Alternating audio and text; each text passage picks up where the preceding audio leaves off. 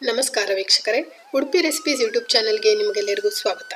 ಇವತ್ತು ದೋಸೆಗೆ, ಇಡ್ಲಿಗೆ, ರೊಟ್ಟಿಗೆ, ಅನ್ನಕ್ಕೆ ಸರಿ ಹೊಂದುವಂಥ ಒಂದು ಚಟ್ನಿಯನ್ನು ಹೇಗೆ ಮಾಡೋದು ಅಂತ ತೋರಿಸ್ತಾ ಇದ್ದೀನಿ. ಇದು ಮುಳ್ಳು ಸೌತೆಯ ಚಟ್ನಿ. ನಾನಿಲ್ಲಿ 2 ಮುಳ್ಳು ಸೌತೆಯನ್ನು ತಗೊಂಡಿದ್ದೀನಿ.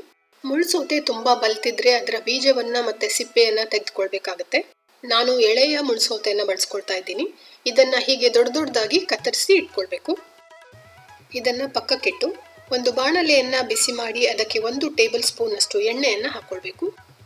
ತಲಾ 1 ಟೀ ಸ್ಪೂನ್ ಅಷ್ಟು ಕಡಲೆಬೇಳೆ ಹಾಗೂ ಉದ್ದಿನ ಬೇಳೆಯನ್ನು ಸೇರಿಸ್ಕೊಳ್ಬೇಕು. ಆಮೇಲೆ ಅರ್ಧ ಟೀ ಸ್ಪೂನ್ ಅಷ್ಟು ಜೀರಿಗೆಯನ್ನು ಕೂಡ ಸೇರಿಸ್ಕೊಂಡು ಚೆನ್ನಾಗಿ ಹುರ್ಕೊಳ್ಬೇಕು. ಬೇಳೆಗಳು ಸ್ವಲ್ಪ ಕೆಂಪಗಾಗ್ತಾ ಇದ್ದ ಹಾಗೇನೆ ಕತ್ತರಿಸಿದ ಮುಳ್ಳು ಸೌತೆಯನ್ನು ಸೇರಿಸ್ಕೊಳ್ತಾ ಇದ್ದೀನಿ. ಜೊತೆಗೆ ಖಾರಕ್ಕೆ ತಕ್ಕಷ್ಟು ಹಸಿಮೆಣಸಿನಕಾಯಿಯನ್ನು ಸೇರಿಸ್ಕೊಳ್ಬೇಕು. ನಾನಿಲ್ಲಿ 3 ಹಸಿಮೆಣಸಿನಕಾಯಿಯನ್ನು ಬಳಸಿದ್ದೀನಿ.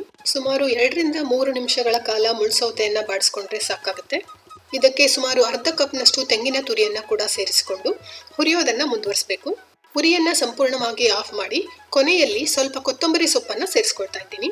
ಹಾಗೆ 1 ನಿಮಿಷ ಬಾಡಿಸಿಕೊಂಡು ಈ ಮಿಶ್ರಣವನ್ನು ಸಂಪೂರ್ಣವಾಗಿ ತಣ್ಣಗಾಗಲು ಬಿಡಬೇಕು. ಮಾಮೂಲಿ ತೆಂಗಿನಕಾಯಿ ಚಟ್ನಿಗಿಂತ ಸ್ವಲ್ಪ ವಿಭಿನ್ನವಾಗಿರೋದ್ರಿಂದ ಈ ಚಟ್ನಿ ಇಡ್ಲಿ, ದೋಸೆಗೆ, ಅನ್ನಕ್ಕೆ ರುಚಿಯಾಗಿರುತ್ತೆ. ತಣಿಸಿದ ಈ ಮಿಶ್ರಣವನ್ನು ಒಂದು ಮಿಕ್ಸಿ ಜಾರ್ಗೆ ಸೇರಿಸ್ಕೊಳ್ತಾ ಇದ್ದೀನಿ. ಜೊತೆಗೆ ಒಂದು ಚಿಕ್ಕ ಪೀಸ್ ಹುಣಸೆ ಹಣ್ಣು ಹಾಗೂ ಸ್ವಲ್ಪ ಉಪ್ಪನ್ನು ಕೂಡ ಸೇರಿಸ್ಕೊಳ್ತಾ ಇದ್ದೀನಿ. ಸ್ವಲ್ಪ ನೀರಿನೊಂದಿಗೆ ಇದನ್ನು ಚೆನ್ನಾಗಿ ರುಬ್ಬಿದರೆ ಮುಳ್ಳು ಸೌತೆಯ ಚಟ್ನಿ ತಯಾರಾದಾಗೆ. ಸ್ವಲ್ಪ ನೀರನ್ನು ಹಾಕಿ ನಿಮಗೆ ಚಟ್ನಿ ಯಾವ ಹದಕ್ಕೆ ಬೇಕೋ ಅದಕ್ಕೆ ಸರಿಯಾಗಿ ಸರಿಪಡಿಸ್ಕೊಳ್ಬೋದು. ಇನ್ನು ಒಗ್ಗರಣೆಗೆ ಒಂದು ಚಿಕ್ಕ ಬಾಣಲೆಯನ್ನು ಬಿಸಿ ಮಾಡಿ ಅದಕ್ಕೆ 1 ಟೀ ಸ್ಪೂನ್ ಅಷ್ಟು ಎಣ್ಣೆ, ಅರ್ಧ ಟೀ ಸ್ಪೂನ್ ಅಷ್ಟು ಸಾಸಿವೆ ಹಾಗೂ ಉದ್ದಿನ ಬೇಳೆ ಹಾಗೂ 1 ಒಣಮೆಣಸಿನಕಾಯಿಯನ್ನು ತುಂಡು ಮಾಡಿ ಹಾಕೊಳ್ತಾ ಇದ್ದೀನಿ.